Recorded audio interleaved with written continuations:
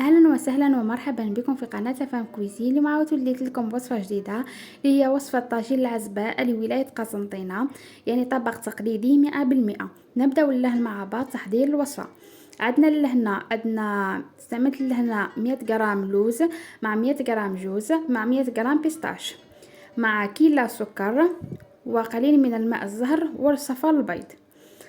والبياض حنستعملوه للقلي. هنا واش استعملت كيلو بيستاش كما راكم تلاحظوا. يكون المكونات تاعنا مرحيين رطب، يعني اللوز والجوز والبيستاش تاعنا.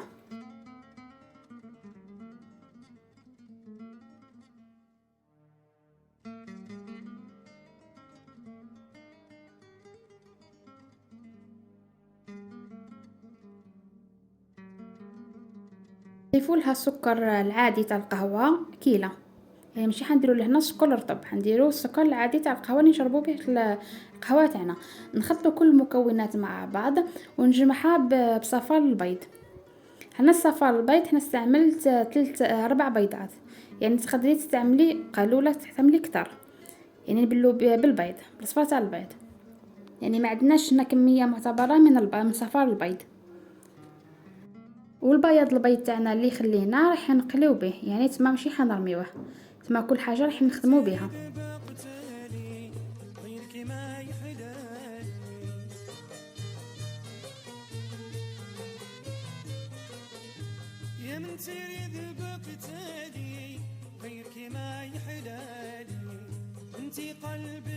كما قلت لكم راح نلموا المكونات تاعنا بصفار البيض ونضيفوا قليل من ماء الورد. هنا الماء الورد مقطر، اذا كان ما عندكش ماء الورد ديري ماء الزهر. ماشي راح ديروا كميات كبيره، بصح ديروا كميات صغيره. نجمع لك مكونات مع بعض كما راكم تلاحظوا حتى تشكل لنا عجينه. والعجينه تاعنا ما راح نعجنوها، تما راح نلموها نطموها مليح مليح نحطوها ترتاح. بعد ما ترتاح لنا راح نشكلوها.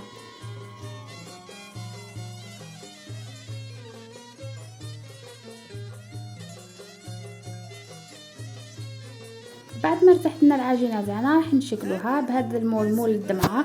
هذا المول الكبير راح نستعملوا المول الدمعه اللي يكون صغير ونقدر نشكلوها بيدينا.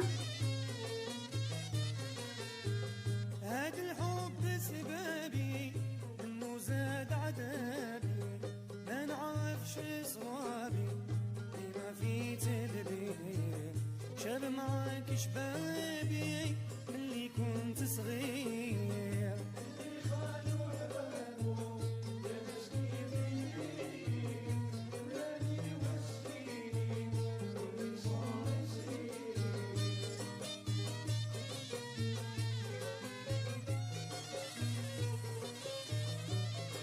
كيما راكم تلاحظوا. بعد ما كملت الحبات تاعي راح دوك نقليهم. هذا هو البياض البيض اللي خليته. هنا جاني البيض تاعي شويه ثقيله، راح نخبطوه باش يخفف لي. حنغطس الحبات تاعنا في بياض البيض ونقليهم. بعد ما نكملوا بعد ما نكملوا الحبات كامل حنعاود نقليهم للمره الثانيه. المره الثانيه نعاود نغطسوهم ثاني في بياض البيض ونحطو نقليوهم. يعني دوك الفيديو يبين لكم طريقه كيفاه.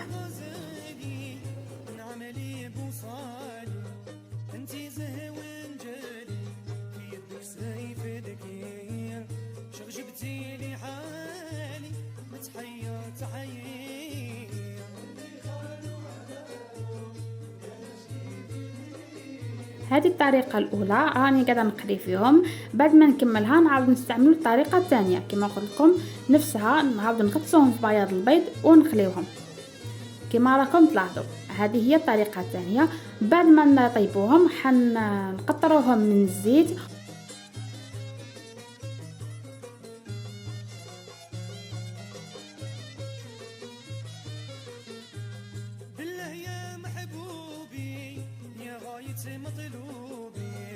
يعني اللي هنا الطاجين تاعنا راح نستعملوه كيما طاجين الحلو تاعنا، يعني نفس المقادير: بصله، ثوم، عود قرفه، اللحم. بعد ما نمرقوها بشويه ما حنصفيوها ونعاودوا نمرقوها. نحطوا لهنا كاس من السكر. بعد ما يغلي لنا الخليط تاعنا حنضيفوا 3 ملاعق من العسل، نضيفوا الحبات تاعنا، نضيفوا لها المكسرات. بعد ما يطيب لنا كل يعني المكونات كامله تطيب لنا حنضيفوا لها نصف كاس من تاع ماء زهر. ان شاء الله الوصفه تاع اليوم نالت اعجابكم، ونتمنى تجربوها في امان الله في وصفه ان شاء الله.